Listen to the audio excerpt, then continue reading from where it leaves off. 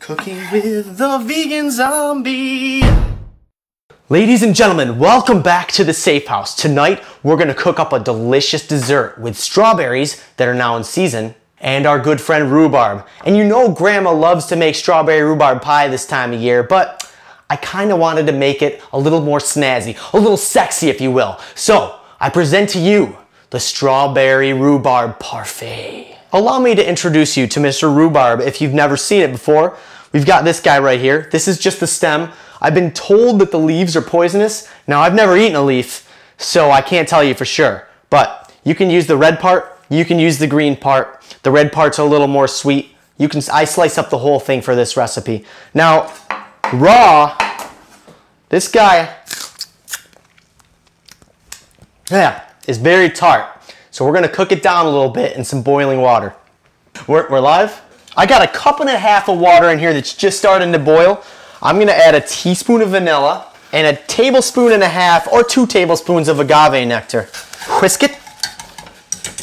And then add a cup and a half of chopped up rhubarb. Once it comes up to a boil, you're gonna simmer it for about 5 minutes. That's pretty much all it takes to really soften up. I cover it to make the process a little faster.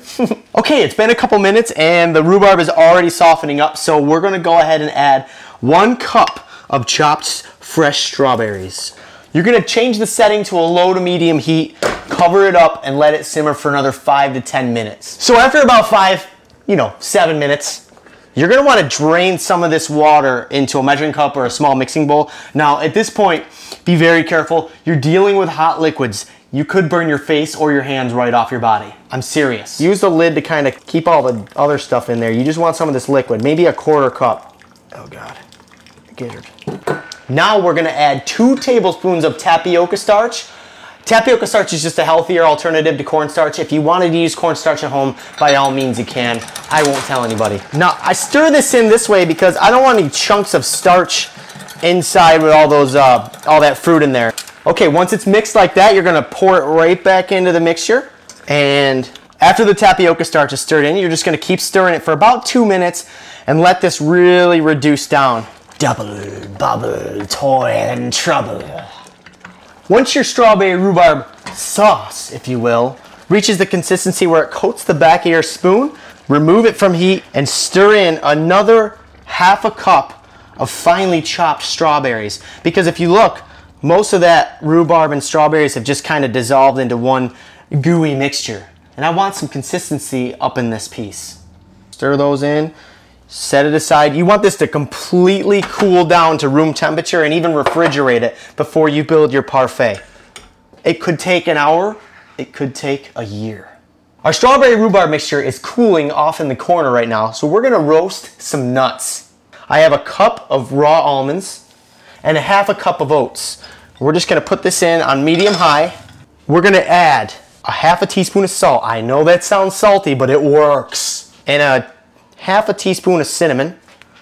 We're just gonna toss that for a couple of minutes here. Yeah. Be careful not to burn your nuts. It takes about 3 minutes and you wanna have nice, dry roasted nuts. You don't wanna have burnt nuts. What I'm gonna do is transfer it to a bowl so these guys will cool down.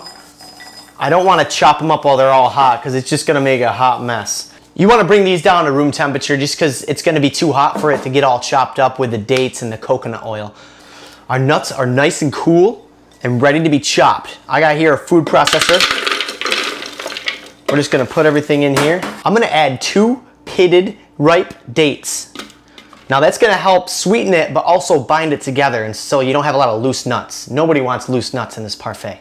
I'm also gonna add a tablespoon of raw coconut oil to give it that coconutty flavor, but to also help with the binding process as well. OGO. Now you want to pulse this, oh, that's good. That's what we're going for right there. Kind of some bigger pieces and some smaller pieces. Now it's time to make our coconut whipped cream.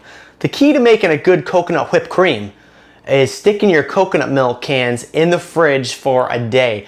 That way, all the fatty stuff that you want to take advantage of floats to the top and hardens off, and all the water stays down below. Use the water for something else. Don't dump it out. You can make a great coconut fried rice with it. Maybe I'll show you how to do that in another video. if I live long enough. Now this stuff is awesome because it's organic coconut milk. It's distributed by Edward & Sons, and I love that company. They're the ones that make the vegan Worcestershire sauce. And we're gonna scoop off that top thick, creamy layer. Oh yeah. To help this out, I'm gonna add a ½ teaspoon of vanilla extract and 2 tablespoons of powdered sugar to sweeten it a little bit. Now, you don't have to use this if you don't want. You can just keep it plain. It's a little bland for this recipe, but it might balance itself out with the nice sweetness of the strawberries. Or you can use something like coconut palm sugar, stevia, whatever kind of sweetener that's a dry version, not agave, because it'll end up being too runny. Now you're just gonna turn it on high. I got the KitchenAid here. You can use a high-speed mixer if you have one at home. Now, as I said earlier, I want to make it sexy. I want to make it pop. So you can use a parfait glass. You can use like a little mason jar. I'm going to use a champagne glass because A, I don't drink champagne, and B, I want to stuff something delicious in this thing. Oh, look at that. I just want to, I'm not going to, I want to, but I won't for you guys. Plop that down there. Oh yeah. We're gonna have layers of coconut whipped cream, strawberry rhubarb, nuts, and then just keep going in layers all the way till you reach the tippy top. But to finish it off, we are gonna grab the most beautiful piece of mint. We're gonna fold it in half. We're gonna roll it up into a tiny little sleeve. And then we're gonna take our knife and do a nice fine slice. Don't chop your fingers off. That'll ruin your dessert. That's a lovely chiffonade right on top. Beautiful. Now that's a good way to impress all your friends. Strawberry rhubarb in the form of a delicious parfait. Oh, I think I'm gonna have to eat it. Now when you go down for a scoop, make sure you go down and get all those layers at once. That is a perfect piece of pie in one tiny little bite. You got the saltiness from the nuts and the delicious whipped cream topping with that strawberry rhubarb filling. You can't go wrong with a treat like this on a hot summer's day.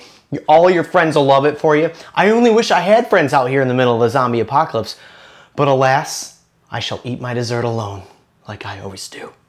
If you guys like this video, make sure that you share it, give it a thumbs up, tell all your friends, and as always, subscribe and survive.